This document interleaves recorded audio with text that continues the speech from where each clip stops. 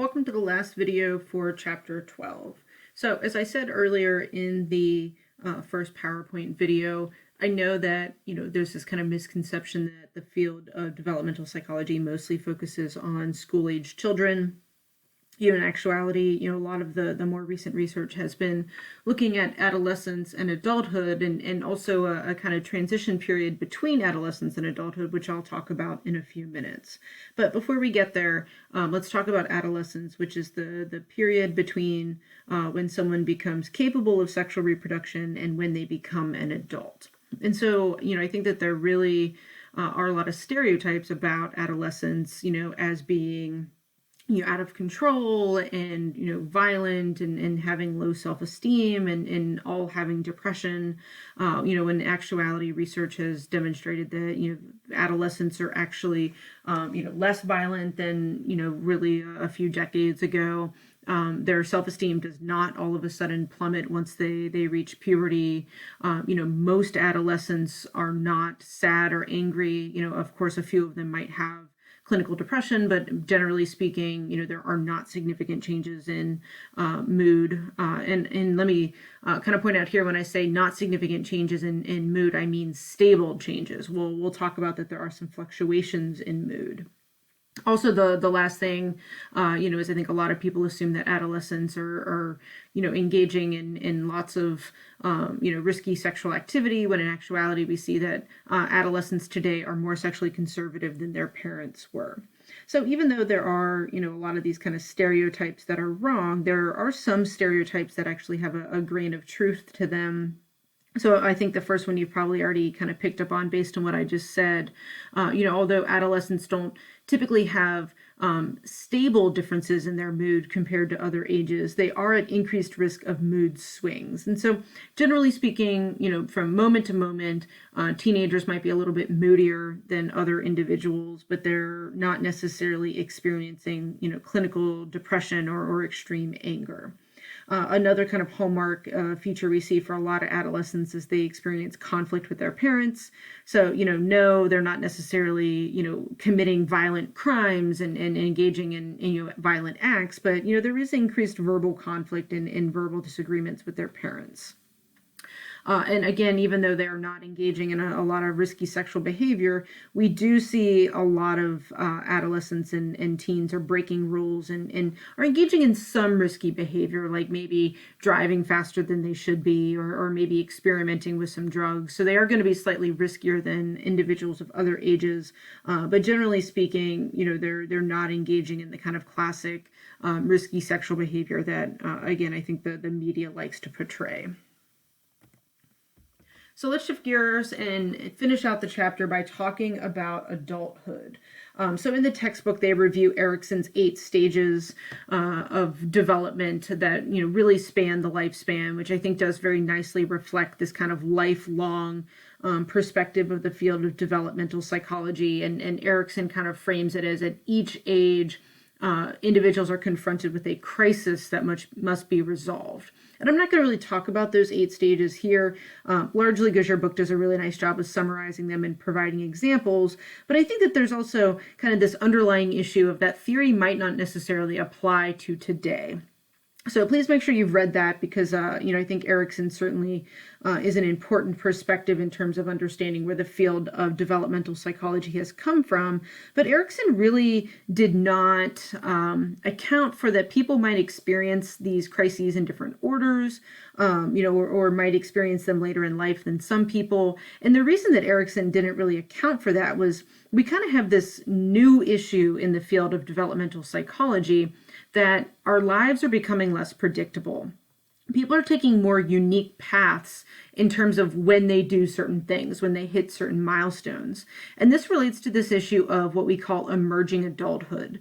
I think 30 years ago, we used to talk about adulthood as beginning around the age of, 18, 19, 20, when, a lot of people would be graduating high school, getting their first job, buying their first house, getting married, having their first kids. And that really isn't the path that most people take. Most people are delaying those things to go to college. Many people go to college and then move back home rather than buying a house or finding their own residence. People are getting married later and later in life. Many people are not getting married. People are having children later in life or not having children. And so we see a lot more kind of uniqueness in the adulthood trajectory, particularly. So when you ask people, are you an adult or do you feel like an adult? These are the answers we get. So you can see that even among some 18 to 25-year-olds, some of them, just blatantly say, no, I'm not an adult. And look at this huge bar here. These are the interesting people that are like, well, I'm kind of an adult in some ways, but not an adult in other ways. So they might say, well, I make my own financial decisions or I make my own medical decisions. I live away from my parents, but at the same time, they pay for my bills. At the same time, the place I currently live isn't really my residence, or it isn't my permanent residence. My parents' house is still my permanent residence. Maybe the individual looks to their parents to make a lot of decisions. And so this is really the age range that has presented kind of an interesting conflict in the field of developmental psychology of what is adulthood. How have these kind of changes in milestones and trajectories impacted our ability to talk about these kind of stages of life?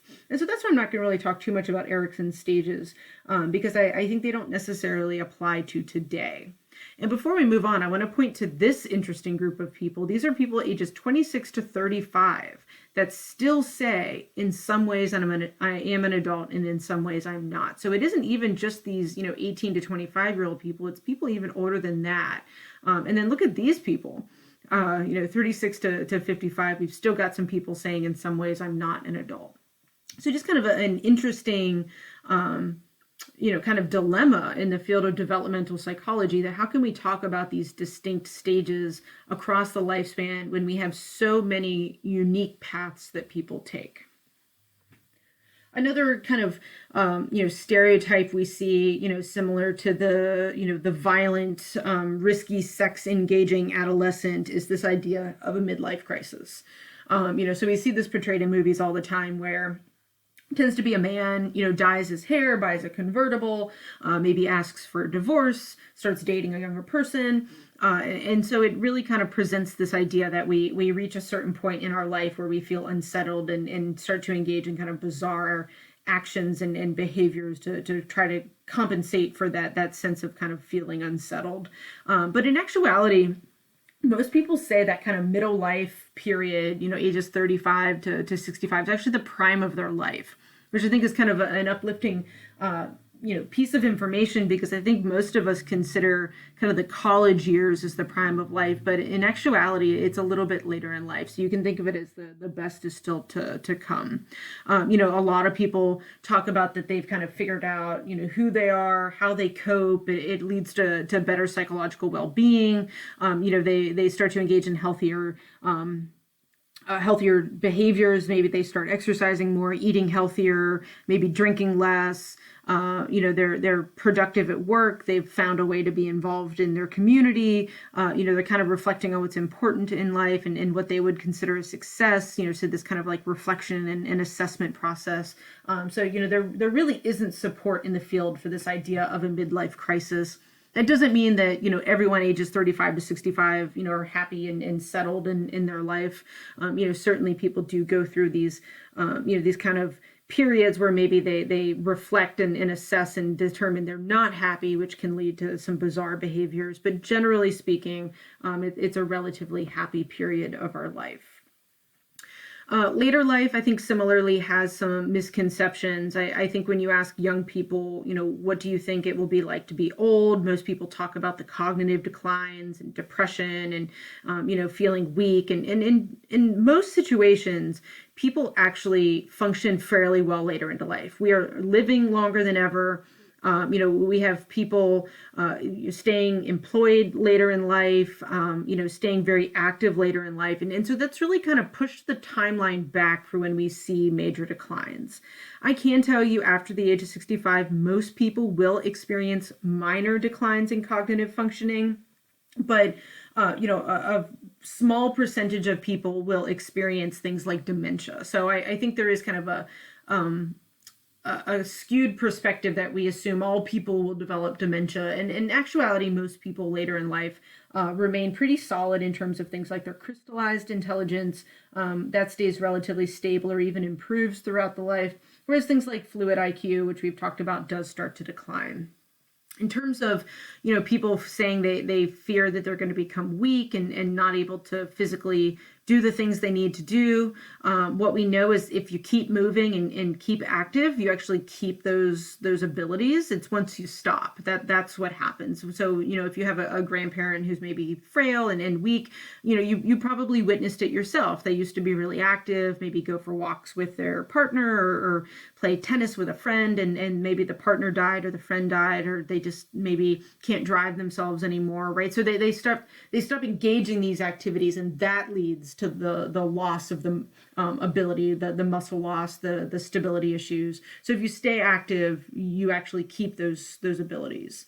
Kind of similar to, a lot of people assume depression and memory problems, are just kind of a consequence of old age. And in actuality, they're typically a consequence of another loss. So, sometimes older people get depressed because they lose loved ones or have lost loved ones. It's not necessarily that depression is just this kind of innate thing that happens as we age. It's that we often have increased stressors like losing loved ones or losing access to certain things. Kind of similar, memory problems tend to increase when we stop engaging in meaningful activities or activities that cognitively challenge us. But I think the kind of general consensus among the field is that, if you stay active, if you keep yourself busy, if you do things that have meaning, we tend to see people stay happier, stay physically capable of doing the things they want to do, and keep their cognitive skills relatively sharp. And another thing that we see that actually improves later in life is we become better copers. We kind of learn to take the little things, at what they are, and the bigger stressors that come, we've learned how to deal with our negative emotions. And so generally speaking, the rates of depression and anxiety are relatively low later in life. So I think the main take-home message I want you to take from this is that major issues are relatively rare later in life. Yeah, some people will develop dementia or have some significant physical health issues, that does happen. But generally speaking, if we take good care of ourselves, we actually see some pretty positive things like being better copers, and again, can stay fairly active and fairly cognitively sharp. So that brings me to the end of chapter 12. As I said, we covered the whole lifespan. I know it felt like a pretty rapid fire coverage of a lot of different topics. So let me know if you have any questions about anything I covered in the PowerPoint or anything in the textbook that we didn't get to in the video.